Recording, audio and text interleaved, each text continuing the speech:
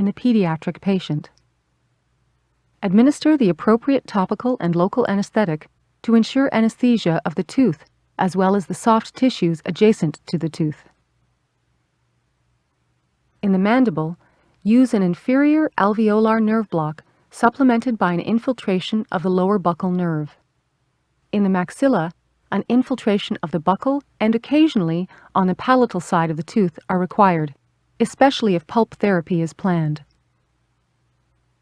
After the rubber dam is applied, reduce the occlusal surface of the tooth by approximately 2 millimeters so that the tooth is out of occlusion. Proximal reduction is accomplished with a fresh tapered diamond burr.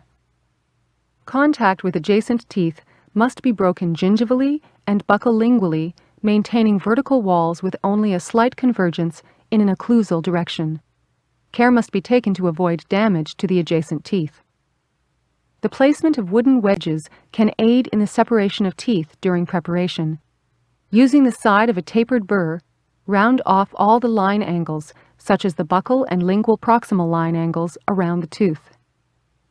To accomplish this, hold the burr parallel to the tooth's long axis and blend the surfaces together. All the angles of the tooth should be rounded to remove any sharp edges. Selection of a crown begins as a trial and error procedure. The goal is to place the smallest crown that can be seated on the tooth and to ensure that only the pre-existing proximal contacts are established. You can estimate crown sizes using dividers or a Bowley gauge so that the assistant can select the crown for fittings. The selected crown is tried by seating it in a lingual to buccal direction so that the crown slides over the buccal surface and into the buccal-free gingival space. Crowns that are not pre-crimped are usually manufactured slightly longer than required and may require some trimming. A properly trimmed crown will extend approximately 1 millimeter into the gingival surface. To remove the crown, an instrument such as the cleoid discoid carver or the spoon excavator can be used to dislodge the crown. Place your finger over the crown to control its movement as it is dislodged. The rubber dam can be removed if it is interfering with proper seating of the crown. After seating the crown, check occlusion to establish pre-existing contacts. If the crown does not allow pre-existing occlusal contacts, the occlusal reduction may be inadequate, the stainless steel crown may be too long, a gingival proximal ledge may exist in the enamel, or the contact may not have been opened with the adjacent tooth. The crown is removed and trimmed to 1 millimeter below the mark with the crown and bridge scissors.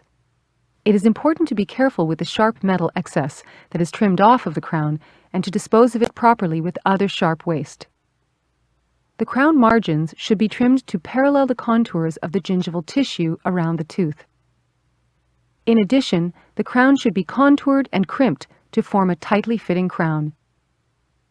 To contour and crimp the crown, bend at the gingival third margin inward to restore the anatomical contours of the natural tooth and reduce the circumference of the crown, ensuring a good fit. Final close adaptation of the crown is achieved by crimping the margin 1 millimeter circumferentially using a crimping plier.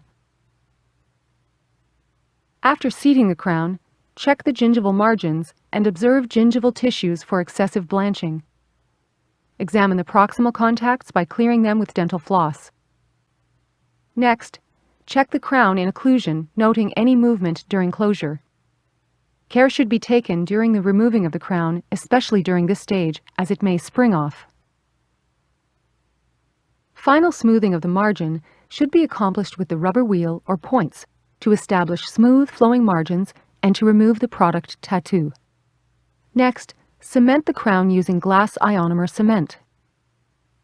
The entire inner surface should be coated, and 1/3 of the crown should be filled with cement. To prepare the tooth for cementation, rinse it with water, dry the tooth, and then seat the crown. Cement should be expressed from all of the margins. Biting on a cotton roll can aid in the seating of the crown. Excess cement is easily removed using the spray from the air-water syringe. Any residual cement in the gingival sulcus should be cleaned with an explorer tip. Clean the interproximal areas with floss and the soft tissues with gauze. Rinse the oral cavity well and check the occlusion again.